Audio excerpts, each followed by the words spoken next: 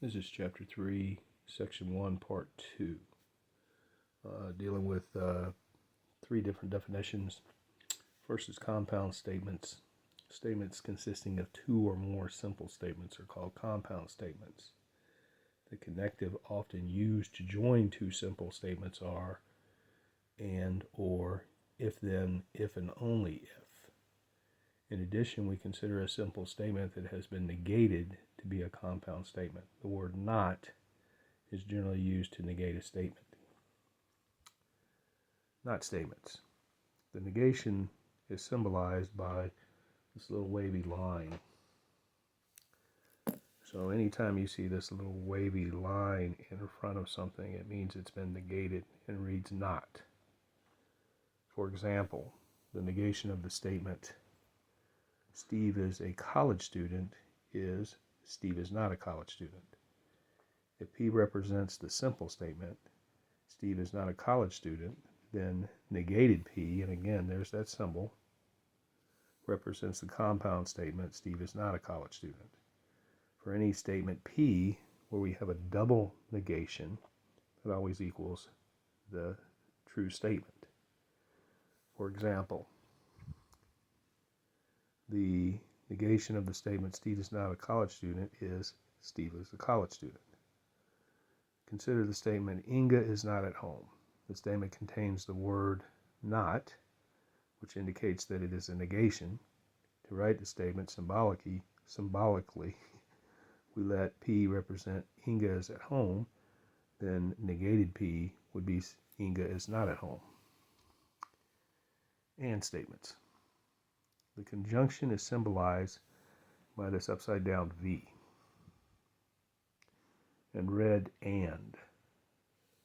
The upside down V looks like an A for and with the bar missing. Let P and Q represent the simple statements. You will perform 5 months of community service, P. Q, you will pay a $100 fine. Then the following is the conjunction written in symbolic form. You will perform 5 months of community service and you will pay a $100 fine. The conjunction is generally expressed as and. Other words sometimes used to express a conjunction are but, however, and nevertheless.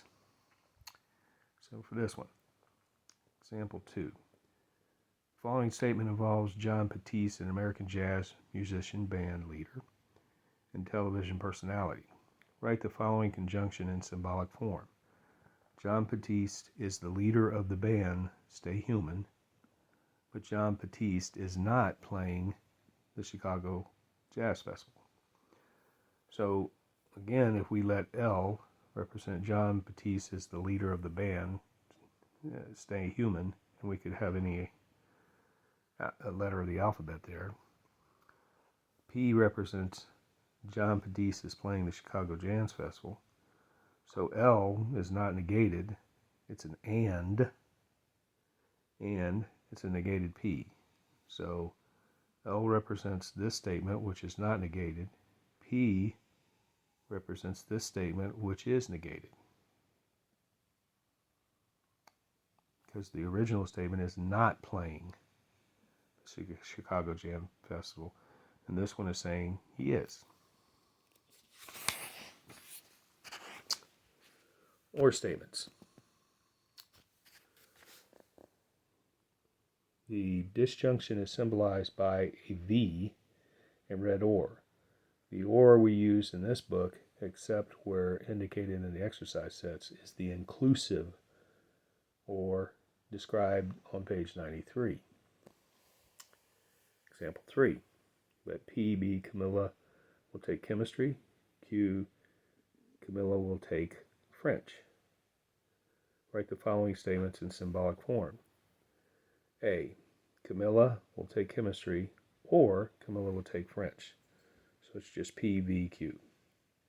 Camilla will not take chemistry and Camilla will not take French. So it's negated P, V, negated Q. Camilla will take French or Camilla will not take chemistry. So it's a Q, because French is in the front, V, negated P.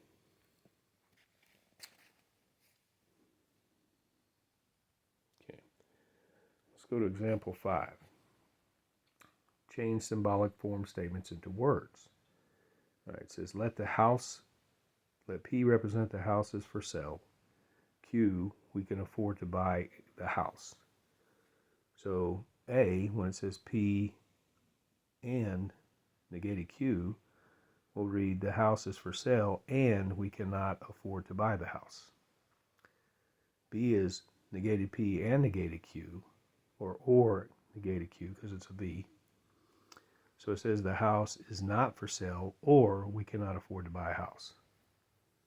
Now, this is where the whole thing is negated. So it says it is false that the house is for sale and we can afford to buy the house, because the negation is on both statements.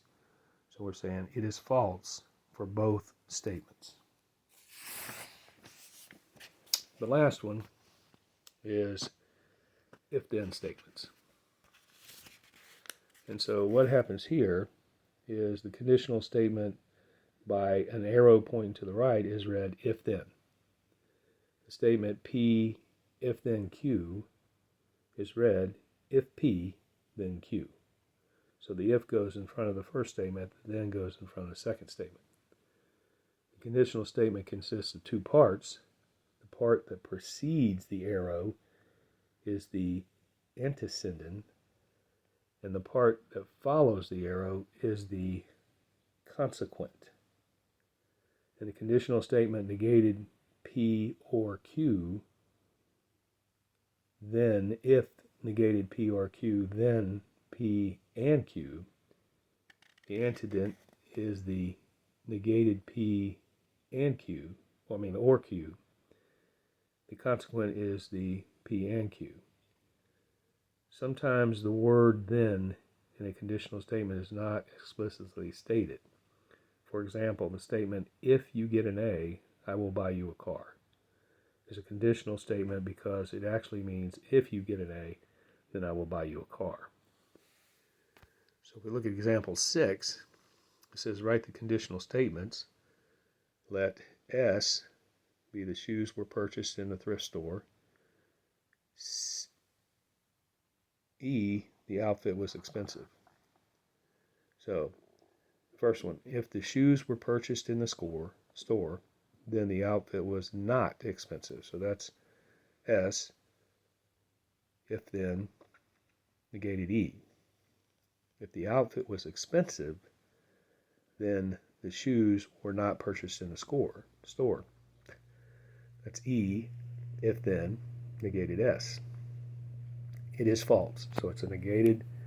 Remember, whenever it says it is false, it's a negated outside, and then everything is in parentheses. It is false that the shoes were not in the store, so negated S.